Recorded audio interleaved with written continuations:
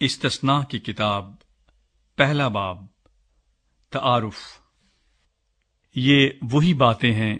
جو موسیٰ نے یردن کے اس پار بیابان میں یعنی اس میدان میں جو صوف کے مقابل اور فاران اور توفل اور لابن اور حسیرات اور وی ذہب کے درمیان ہے سب اسرائیلیوں سے کہیں۔ کوہ شعیر کی راہ سے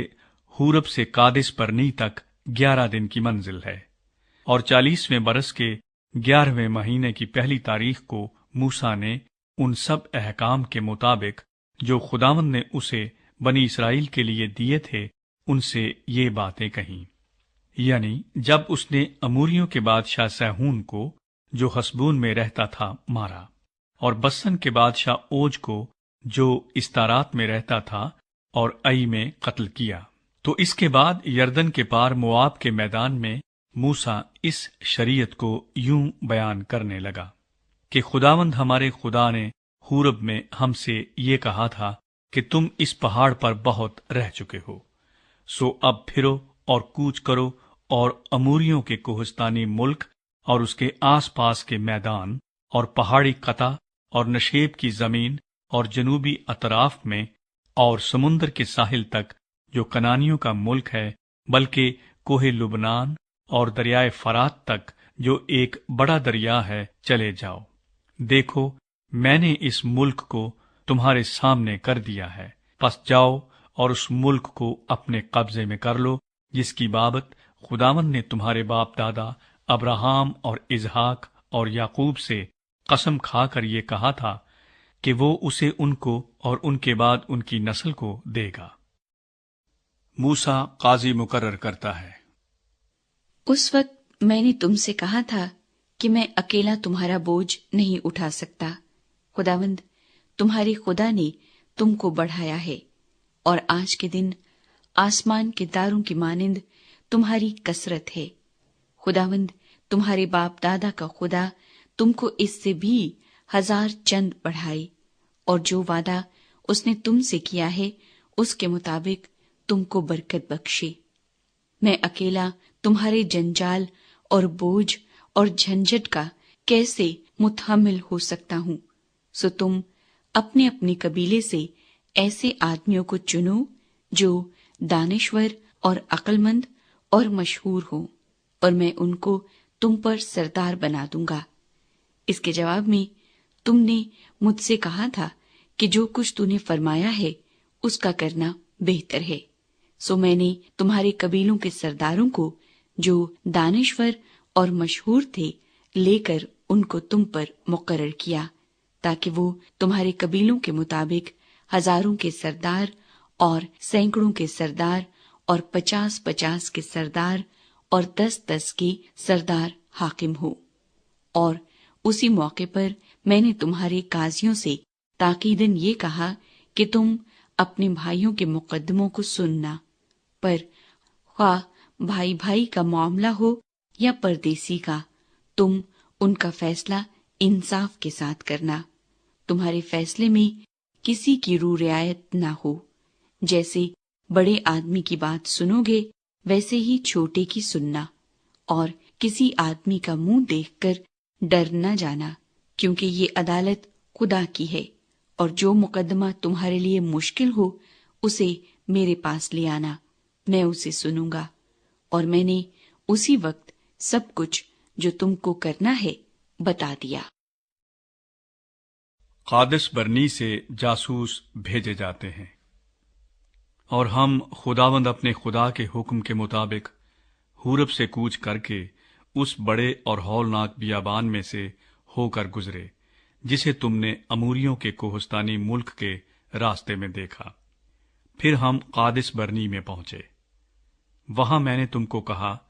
کہ تم اموریوں کے کوہستانی ملک تک آ گئے ہو جسے خداوند ہمارا خدا ہم کو دیتا ہے۔ دیکھ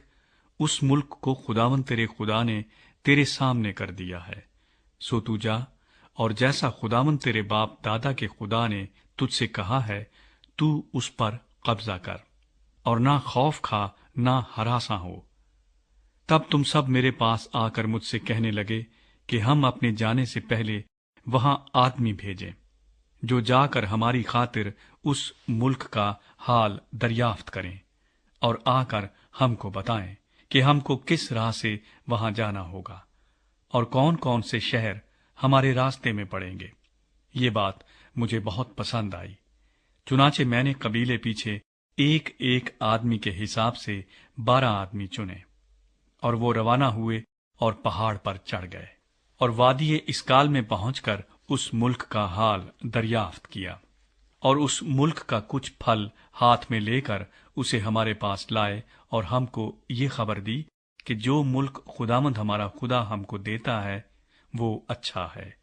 تو بھی تم وہاں جانے پر راضی نہ ہوئے، بلکہ تم نے خداوند اپنے خدا کے حکم سے سرکشی کی اور اپنے خیموں میں کڑکڑانے اور کہنے لگے کہ خداوند کو ہم سے نفرت ہے،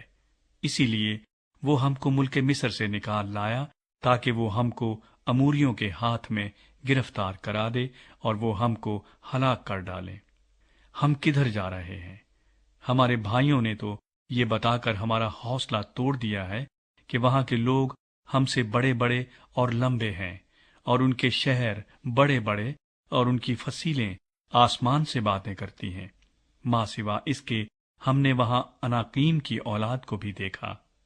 تب میں نے تم کو کہا کہ خوف زدہ مت ہو اور نہ ان سے ڈرو۔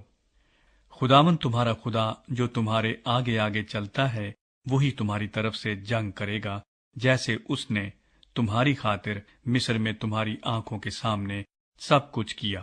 اور بیابان میں بھی تو نے یہی دیکھا کہ جس طرح انسان اپنے بیٹے کو اٹھائے ہوئے چلتا ہے، اسی طرح خداوند تیرا خدا تیرے اس جگہ پہنچنے تک سارے راستے جہاں جہاں تم گئے تم کو اٹھائے رہا۔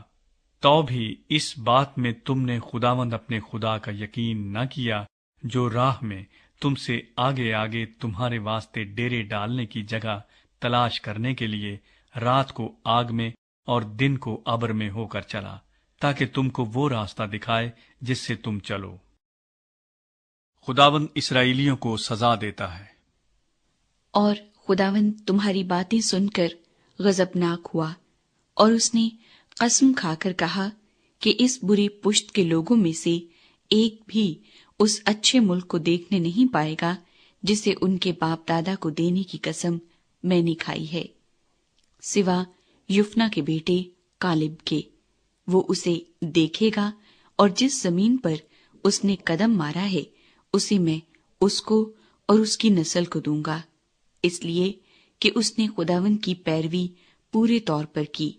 اور تمہارے ہی سبب سے خداوند مجھ پر بھی غصے ہوا اور یہ کہا کہ تو بھی وہاں جانے نہ پائے گا۔ نون کا بیٹا یشوا جو تیرے سامنے کھڑا رہتا ہے وہاں جائے گا، سو تو اس کی حوصلہ افزائی کر، کیونکہ وہی بنی اسرائیل کو اس ملک کا مالک بنائے گا۔ اور تمہارے بال بچے جن کے بارے میں تم نے کہا تھا کہ لوٹ میں جائیں گے، اور تمہارے لڑکے بالے جن کو آج بھلے اور برے کی بھی تمیز نہیں، یہ وہاں جائیں گے، اور یہ ملک میں انہی کو دوں گا اور یہ اس پر قبضہ کریں گے۔ پر تمہارے لیے یہ ہے کہ تم لوٹو اور بحر کلزم کی راہ سے بیابان میں جاؤ۔ تب تم نے مجھے جواب دیا کہ ہم نے خداوند کا گناہ کیا ہے، اور اب جو کچھ خداوند ہمارے خدا نے ہم کو حکم دیا ہے اس کے مطابق ہم جائیں گے اور جنگ کریں گے۔ سو تم سب اپنے اپنے جنگی ہتھیار باندھ کر پہاڑ پر چڑھ جانے کو آمادہ ہو گئے۔ تب خداوند نے مجھ سے کہا کہ ان سے کہہ دے کہ اوپر مت چڑھو اور نہ جنگ کرو، کیونکہ میں تمہارے درمیان نہیں ہوں، تا ایسا نہ ہو کہ تم اپنے دشمنوں سے شکست کھاؤ۔ اور میں نے تم سے کہہ بھی دیا، پر تم نے میری نہ سنی، بلکہ تم نے خداوند کے حکم سے سرکشی کی اور شوخی سے پہاڑ پر چڑھ گئے۔ تب اموری جو اس پہاڑ پر رہتے تھے تمہارے مقابلے کو نکلے، اور انہوں نے شہد کی مکھیوں کی مانند تمہارا پیچھا کیا، اور شعیر میں مارتے مارتے تم کو خرما تک پہنچا دیا۔ تب تم لوٹ کر خداوند کے آگے رونے لگے، پر خداوند نے تمہاری فریاد نہ سنی اور نہ تمہاری باتوں پر کان لگایا۔ جو سال بیابان میں گزرے، سو تم قادس میں بہت دنوں تک پڑے رہے، یہاں تک کہ ایک مدت ہو گئی۔